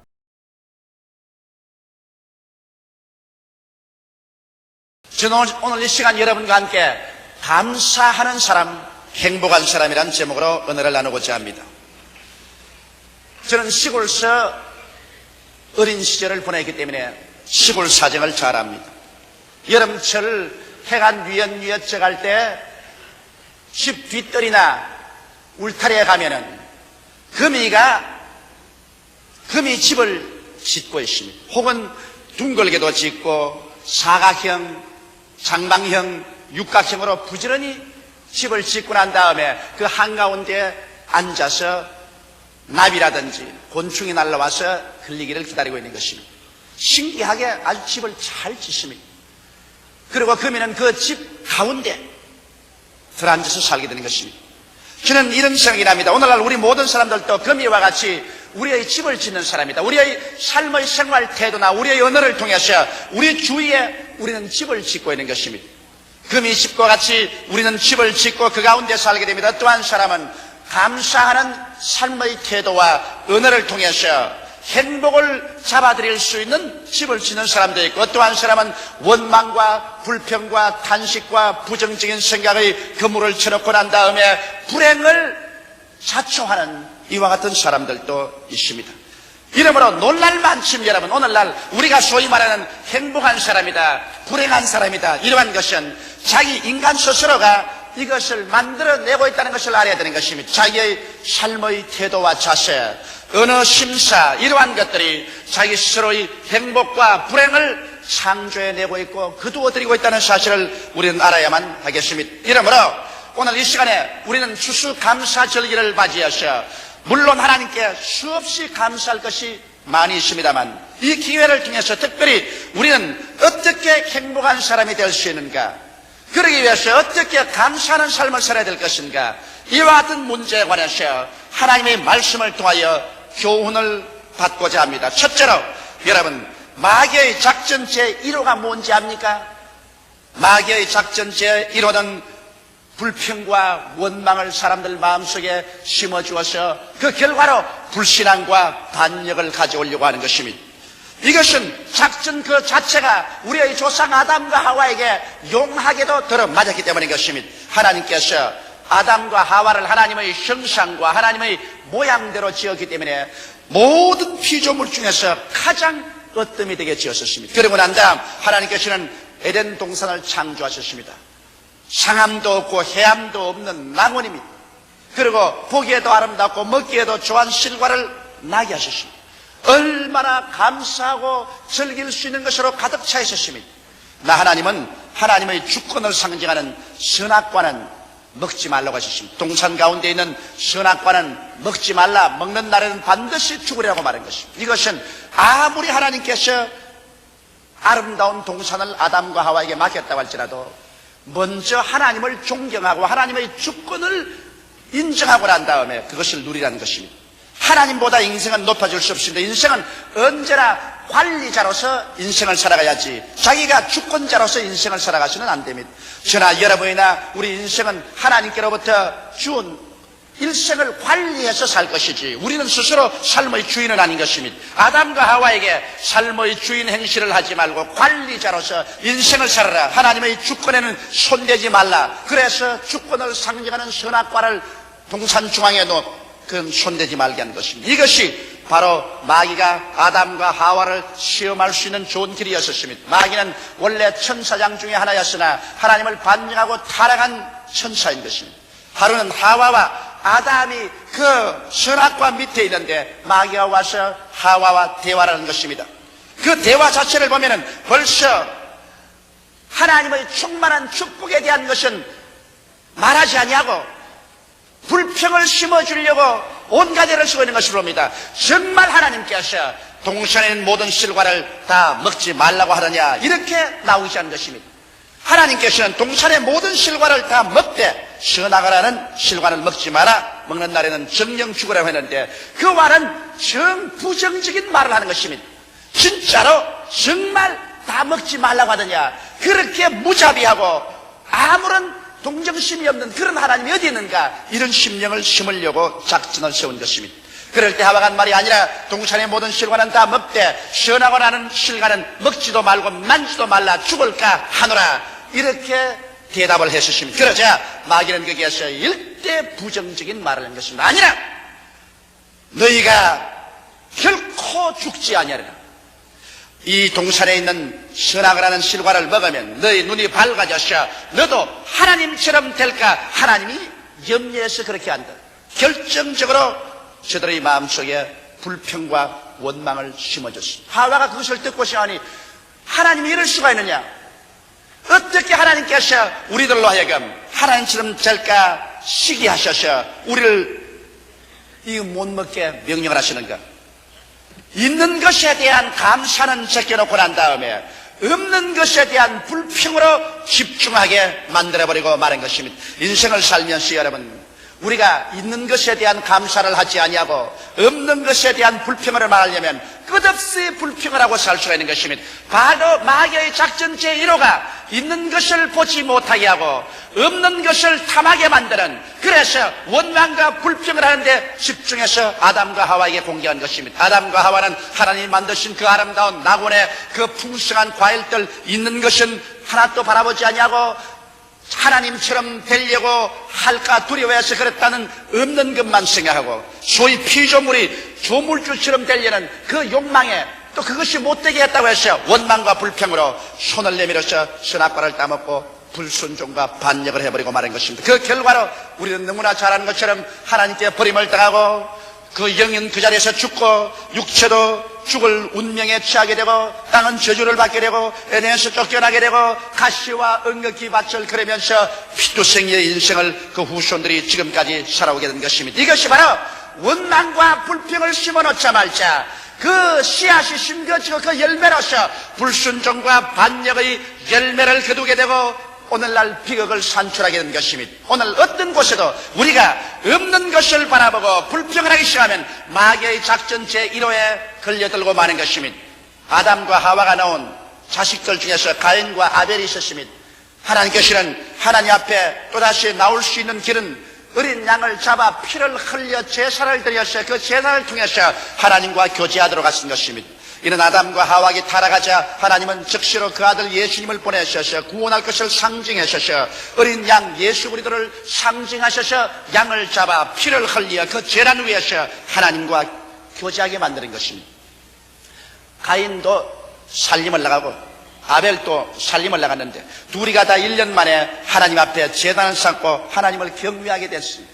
그런데 아벨은 하나님 시키는 대로 어린 양을 잡아 피를 흘려 제사를 드렸습니다만 가인은 자기 손수로 수고해서 만든 열매를 가지고 제물을 드렸습니다. 하나님께서는 아벨의 제사는 응답해 주시나 가인의 제발에는 응답해 주시지 아니하셨습니다. 그 결과 가인은 어떻게 됐었습니까? 가인은 응답해 주지 않는다는 이 한 가지 사실에 원망과 불평이 꽉 들어찼었습니다. 그것이 불순종과 반역으로 나가셔 그 원한으로 그 동생 아벨을 쳐서 죽여버리고 말한 것입니다. 살상에 시킨 것입니다. 사람이 있는 것에 감사하고 있는 것에 하나님께 찬양하지 아니하고 없는 것을 보고 불평하고 원망하면 그것이 반역이 되고 살상의 무서운 일이 생겨나게 되는 것입니다. 이와 같은 일들이 바로 이스라엘 역사를 통해서 우리는 끊임없이 볼 수 있는 것입니다. 430년 동안 종살이하던 애굽에서 모세가 이스라엘 백성을 인도하여 젖과 꿀이 흐른 가나안 복지로 나갈 때 이스라엘 백성들은 어느 때고 언제나 없는 것만 바라보고 불평과 원망을 하는 것입니다. 그 결과로 그들은 하나님을 불순종하고 반역하여 애굽에서 나온 모든 사람들이 다 광야에서 죽는 비극을 경험하고 말한 것입니다. 여러분, 우리의 생활 속에 우리는 언제나 있는 것을 찬양해서 감사하는 것을 배워야 되는 것입니다. 특별히 추수감사절기에는 우리가 1년 동안 살아올 때 하나님께서 우리에게 얼마나 많은 축복을 주었는가, 축복받은 것을 일일이 기억하고 헤아려서 감사를 드리는 절기인 것입니다. 우리가 얼마나 없었는가, 무엇이 없는가, 이것을 찾아내어서 원망과 불평을 하게 되면 불순종과 불신앙과 반역을 가져오게 되고 그 결과는 스스로 무덤을 파헤치는 비극을 산출하고야 말 것인 것입니다. 이러므로 오늘 이 시간 우리는 마귀의 작전 제1호인 원망과 불평을 받아들이지 않게 되기를 주의 이름으로 축원합니다. 둘째로 우리는 감사하는 생활의 비결을 알아보고자 하는 것입니다. 여러분, 감사하는 생활의 비결을 알기 위해서는 먼저 하나님의 선하심을 생각해야 하는 것입니다. 하나님은 좋은 하나님이시다. 하나님이 좋은 하나님이라는 것을 생각할 때마다 마음속에 뭉클해지는 것입니다. 하나님이 세상을 이처럼 사랑하사 독생자를 주셨으니 누구든지 저를 믿으면 멸망하지 않고 영생을 얻으리라. 내 환경이 시산스럽고 고통스럽고 어려운 일이 많다고 할지라도 고개를 들어서 하나님을 바라보고 하나님이 얼마나 나를 사랑하셔서 그 아들 예수님을 보내시사 몸짓고 피를 흘려 나를 구원해 주었다는 것을 생각할 때 여러분 마음속에 감사하지 아니할 수 없습니다. 이 세상 것 다 제껴놓고라도 예수 그리스도의 십자가 밑에서 감사할 수 없는 사람이면 이 사람은 버림받은 사람인 것입니다. 하나님은 그리스도의 십자가를 통하여 오중복음과 삼박자 축복을 내려주는 것입니다. 십자가를 통하여 우리 죄인이 죄사함을 받고 거듭나서 영생을 얻어 하나님의 자녀가 되어서 하늘나라 백성이 되었으니 어찌 감사하지 아니하며 십자가 밑에서 하나님의 성령으로 충만한 바라 우리의 마음속에 목마름이 채워져서 성령 충만한 삶을 살게 되니 어찌 감사하지 아니하며 십자가 밑에 나가서 우리가 예수 그리스도의 처치게 많은 공로를 통하여 병 고침을 받아 건강을 얻을 수 있으니 어찌 감사하지 아니하며 십자가 밑에 나가서 그리스도께서 우리를 위하여 저주를 받으사 율법의 저주에서 우리를 속량하신 그 고난을 생각하고 우리의 마음속에 부정적이고 절망적인 의식을 다 찢어버리고 축복받은 사람으로서 자기의 이미지를 쇄신할 수 있으니 어찌 감사하지 아니하며 십자가를 통하여 예수 그리스도께서 재림하셔서 이 찢어지고 흔들리고 깨어지며 싸우고 피투성이 된 세계 속에서 눈물과 근심과 탄식과 죽음과 이별하리나 고하는 것이나 죽는 것이 없는 영원한 세계 속에 우리가 갈 수 있는 소망이 꽉 들어차고 이를 위해서 예수님이 곧 재림할 것을 알게 되니 우리 마음속에 어찌 감사하지 아니할 수가 있으리요. 십자가를 통하여 하나님께서 여러분에게 베풀으시는 오중복음은 우리가 그 나라와 그 일을 먼저 구하는 영혼이 잘 되면 그 다음엔 범사를 하나님이 형통하게 해주시고 그 다음 우리 강건하게 해줄 것을 알기 때문에 우리는 이대로 신앙생활을 하여 축복받을 수가 있으므로 감사하지 아니할 수 없습니다. 죄를 지었음에도 불구하고 못났음에도 불구하고 버림을 받아야 마땅함에도 불구하고 낭패와 실망을 당한 넉망했던 인생 세상에 인정을 받지 못하고 온 친구와 형제들에게 다 버림을 받았다 할지라도 수고하고 무거운 짐진 자들아 다 내게는 오라 내가 너희를 쉬게 하리라고 용납하시는 우리 주 예수 앞에 나가셔 그 십자가 밑에서 우리가 새 사람이 되고 새로운 믿음과 소망과 사랑을 얻게 되는 것을 생각할 때 어찌 감사하지 아니할 수가 있습니까? 이러므로 좋으신 하나님 앞에 나가서 우리는 마음속에 넘치는 감격과 감사를 얻을 수 있어야 되는 것입니다. 그뿐 아니라 또한 우리는 모든 사물에서 긍정적인 것을 확대해서 보고 부정적인 것을 확대해 보지 말아야 하는 것입니다. 좋은 것은 크게 확대해서 보고 좋지 않은 부정적인 것은 그것을 확대하지 마라. 그러나 오늘날 타락한 사람들은 좋은 것은 그대로 넘겨버리고 언제나 부정적인 것만 크게 확대해서 그곳에 꽉 잡혀버리고 마는 것입니다. 우리가 서로 교제할 때라도 상대방의 좋은 점은 확대하지 아니하고 나쁜 점을 확대해 봅니다. 부인은 남편의 나쁜 점을 남편은 부인의 나쁜 점을 확대해서 보면 그 가정이 파괴되어버리고 마는 것입니다. 우리가 함께 일하는 동료들 가운데라도 서로 나쁜 점을 자꾸 핥혀보고 그것을 확대하면 불행해지고 파괴되고 그러고 그 교제는 끊어져 버리고 마는 것입니다. 12정탐꾼이 저 가나안 복지에 가서 40주 40야를 정탐하라고 돌아왔지만은 그 중에 10명은 부정적인 것만 확대해서 봤습니다.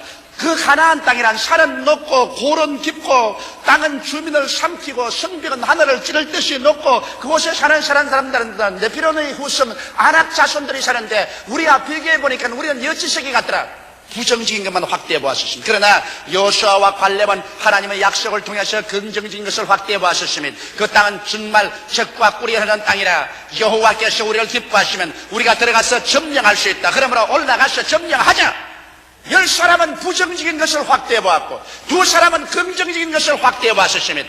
그 결과로 10사람은 그 자리에서 심판을 받아 죽고 그 10사람의 말을 따라서 원망과 불평을 받아들인 사람은 젖과 꿀이 흐르는 가나안 땅에 못 들어갔습니다. 오직 긍정적인 것을 확대해서 본 여호수아와 갈렙은 그 후손들과 함께 젖과 꿀이 흐르는 땅에 들어갈 수가 있는 것입니다. 이러므로 여러분의 환경 가운데 밝은 면을 찾으려면 얼마나 찾을 수 있죠? 그림자를 찾으려도 얼마나 찾을 수 있습니다. 그림자를 확대해 보지 말고 긍정적인 것을 확대해 보아서 감사하는 여러분 되시기를 주 이름으로 축원합니다.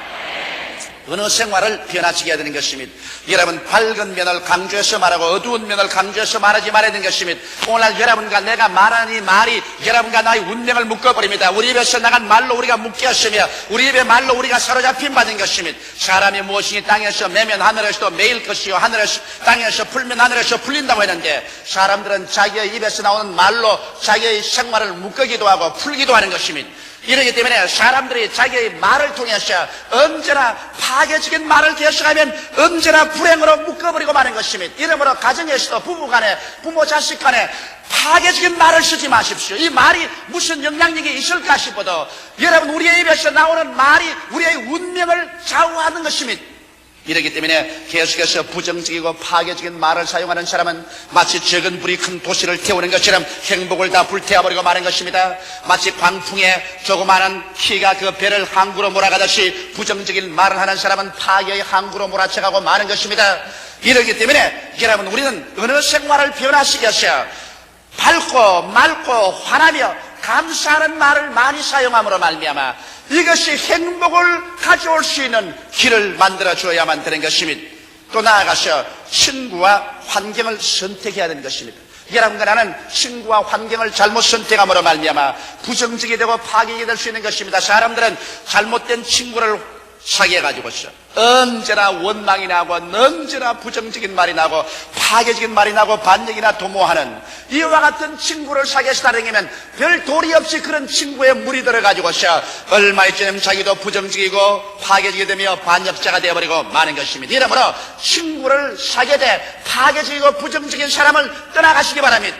이와 같은 사람은 여러분에게 좋은 것을 주지 못합니다. 성경은 말씀하기를 나쁜 친구는 좋은 행실을 부패하게 만든다고 말하고 있는 것입니다. 어린아이뿐 아니라 어른들이라도 사람들은 어찌할 수 없이 자기가 교제하는 사람에게 절대적인 영향력을 받게 되는 것입니다. 이렇기 때문에 파괴적인 친구를 멀리 해야 될 것인 것입니다. 환경도 그렇습니다. 환경도 일일이 이 세상에 여러분 부정적이고 원망과 불평을 할 수 있는 환경이 얼마인지 있어요. 그런 환경 속에서 서로 파고 들어가셔 그 속에 들어앉아서 원망과 불평을 하면 안 됩니다. 쓰레기 더미는 얼마인지 많습니다. 쓰레기 더미 속에 들어가서 나는 쓰레기 더미 속에 들어앉아 있다고 원망 불평한들 그게 무슨 이익이 있겠습니까? 두 사람이 똑같이 감옥에 들어가서 새 창사로 바깥을 바라봤는데 한 사람은 창사를 통해서 늘 하늘의 별들만 바라보고 낮에는 태양, 흘러가는 구름, 푸른 창공, 밤에는 별들을 바라보고 노래를 하고 찬미를 하고 그것을 시로 읊고 다른 사람은 창사를 통해서 자꾸 진흙탕만 바라봤습니다. 햇빛 난 날은 먼지 투성이, 비가 오면 진흙 투성이 된 진흙창을 바라보고서 원망과 불평과 탄식을 했었습니다. 두 사람이 다 감옥의 임기를 마치고서 석방되었을 때 하늘을 쳐다보고 노래한 사람은 옆구리에 잔뜩 원고지를 들고 시집을 출간하기 위해서 출판사로 갔고 다른 한 사람은 늘 마른 땅 먼지라 진흙창을 바라보고 원망한 사람은 정신병에 걸려가지고서 그의 앰뷸런스를 타고 정신병원으로 갔다는 이야기가 있는 것입니다. 똑같은 자리에서 똑같은 환경에서 우리가 어떠한 것을 바라보느냐 여기에 따라서 여러분과 나의 생활에 행복을 가져오느냐 불행을 가져오느냐 결정을 내릴 수가 있는 것입니다. 이렇기 때문에 여러분 감사하는 생활의 비결을 쫓아서 우리는 하나님의 선하심을 생각하고 사물의 긍정적인 것을 확대해서 보며 어느 생활을 변화시키고 신과 환경을 선택해야만 되는 것입니다. 이렇기 때문에 우리 예수 믿는 사람은 얼마나 감사하고 살 수 있습니다. 로마서 8장 28절에 하나님을 사랑하는 자 곧 그 뜻대로 부르심을 입은 자들에게는 모든 일이 합력하여 선을 이룬다고 말한 것입니다. 이렇기 때문에 좋은 것은 좋아서 좋고 좋지 않은 것은 좋게 될 것이므로 감사해야 될 것인 것입니다. 나는 어느 회사에서 이사들이 모여서 그 회사가 축복받기 위해서 끊임없이 기도한 사실을 알고 있습니다. 3년을 기도해도 회사는 점점 기울어지고 안 되었습니다. 그런데 그 회사 사장이 아주 나쁜 사람이었습니다. 있는 것마다 사기를 치고 자기 사리사욕을 취하는 사람인데 3년을 두고 회사를 축복해달라고 기도해도 회사가 기울어져서 사장이 사표를 내고 말았습니다.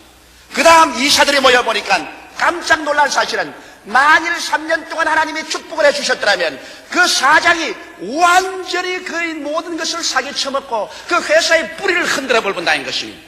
회사가 축복을 안 받았기 때문에 사장이 나중엔 사표를 내고 나갈 수 있게 되고 그 다음 그 회사가 재정비되니까 정비되자마자 하나님께서 문을 열고 축복을 해주기 한 것입니다. 그래서 그 이사들이 모여서 한 말이 하나님이여 3년 동안 축복을 해달라고 했는데 하나님이 축복 안 해주신 것을 감사하옵나이다. 축복을 해주었더라면 어떻게 될 뻔했습니까? 그런 말을 했습니다. 사람은 눈앞의 것을 보고서 결론을 내리지만은 여러분 우리가 로마서 8장 28절을 믿는다면은 현실의 눈앞에 어둡고 절망적인 것을 바라보고 탄식하지 말고 하나님을 사랑하는 자 곧 그 뜻대로 부르심을 입은 자들에게는 모든 것이 합력하여 선을 이룬다는 것을 알고 하나님께 내어 맡겨버리고 믿음으로 감사하게 되시기를 주 이름으로 축원합니다. 여러분의 과거도 현재도 미래도 여러분 마음대로 할 수는 없습니다. 하나님께 내어 맡기고 믿음으로 나갈 줄 알고 믿음으로 감사할 때 가장 어둡고 캄캄하고 절망적인 상황이 나중에 가시는 얼마나 아름답고 위대한 결과를 맺게 된다는 것을 우리의 신앙생활 경험을 통하여 거듭거듭 알 수 있는 것입니다. 셋째로 여러분 우리가 감사의 생활을 하기 위해서는 남을 성공시켜주는 삶을 살아야 되는 것입니다. 삶의 감사와 기쁨을 나누어 주어서 남을 성공시켜주면 이것이 나에게 큰 감사로 돌아오는 것입니다. 물론 주고받는 법칙을 따라서 남을 성공시켜주고도 배반당하는 일이 많지만 그러나 사람은 배반해도 하나님은 절대로 배반하지 않습니다. 남을 성공시켜서 돌봐주면 반드시 하나님은 이것을 계산해서 여러분에게 성공으로 갚아주어서 감사하게 만들어주는 것이요, 또 여러분께서 남에게 받은 은혜는 원수로 갚지 말고 무관심하지 말고 반드시 감사로서 갚아드리십시오. 그러면 감사하는 자에게 주님께서는 하나님의 능력을 보여주시는 것입니다. 은혜를 받고 무관심하거나 원수로 갚는 사람은 나중에 자기가 군기에 물렸을 때 아무도 도울 자 없는 자기 스스로의 운명을 창조해버리고 마는 것입니다.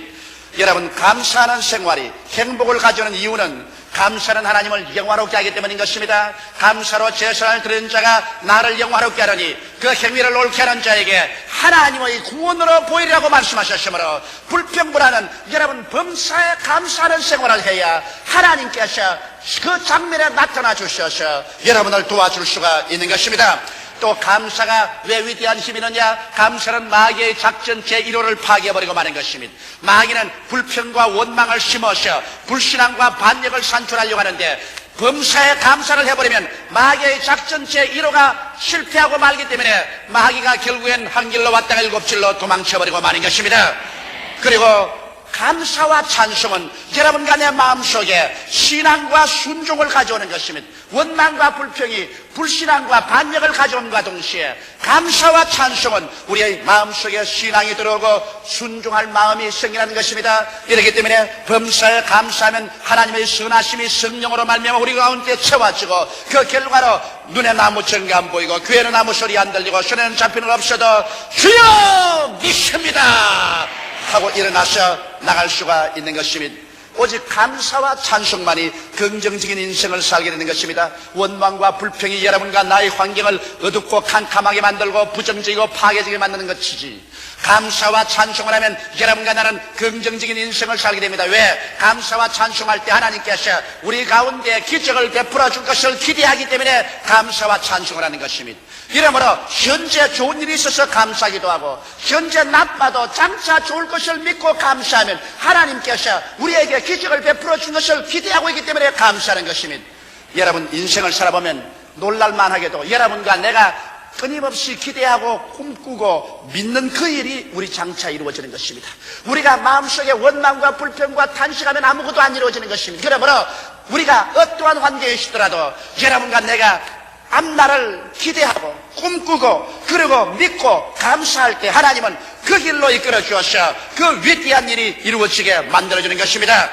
그러므로 이와 같은 감사하는 생활을 하게 될 때 여러분과 나의 삶에 기쁨이 넘치고 행복이 넘치는 삶을 살게 되는 것입니다. 오늘날 여러분과 나의 운명과 환경은 놀랄만치도 여러분과 나의 생각과 삶의 태도와 언어와 감사하는 이 생활이 지배하는 것입니다. 불행도 여러분이 만드는 것이고 행복도 여러분과 내가 만들어가는 것입니다. 환경은 내가 좌우할 수 없지만 이 환경이 불행이 되기도 하고 행복이 되기도 할 수 있는 그 위대한 비결인 믿음과 감사의 생활은 내가 조정해 나갈 수가 있는 것입니다. 이러므로 하나님은 여러분 좋은 하나님인 것입니다. 여러분의 모든 생활을 오늘 이 시간에 하나님 앞에 다 내어 맡기고 종국에 가서 좋은 일이 일어날 것을 기대하며 감사하는 여러분 되시기를 주님의 이름으로 축원합니다. 다 같이 고개 숙여 기도드리겠습니다. 사랑이 많으신 우리 아버지, 우리의 운명과 환경에 부딪혀오는 여러 가지 사건을 우리 힘으로 좌우할 수는 없지만은 우리는 이것을 좌우해주는 우리 하나님께 이것이 합종하여 선을 이루고 좋은 일이 될 것을 기대하고 감사하고 찬송하며 믿음을 가지고 살 수는 있사옵나이다. 아버지 하나님, 환경 때문에 스스로 무덤을 파는 사람이 없게 되게 도와주시옵소서. 원망과 불평으로 가정을 무덤으로 만들어버리고 행복을 잠식해버리는 어리석은 사람이 없게 되게 도와주시옵소서. 아버지, 우리가 일생을 살면 좋은 일도 다가오고 나쁜 일도 다가옵니다. 슬픈 일도 다가오고 기쁜 일도 다가옵니다. 내 아버지 하나님 있으여, 그러나 먼 눈으로 바라볼 때 이 모든 것을 하나님께 내가 맡겨놓으면 놀랍게도 하나님은 위대한 능력으로 좋지 않던 것이 크게 좋은 것으로 바꾸어 주는 것이오매 이것을 믿는 사람들마다 오히려 감사하게 도와주시옵소서. 눈에는 아무 증거 안 보이고 귀에는 아무 소리 안 들리고 손에는 잡히는 것 없어도 우리 아버지여, 오늘 이 시간 추수감사절기에 하나님 앞에 모든 것 다 내어놓고 감사하게 되게 도와주시옵시고, 모든 것 다 내어놓고 믿게 도와주시옵시고, 의지하는 우리들 되게 하여 주시옵소서. 예수님 이름 받들어 기도드리옵나이다. 아멘.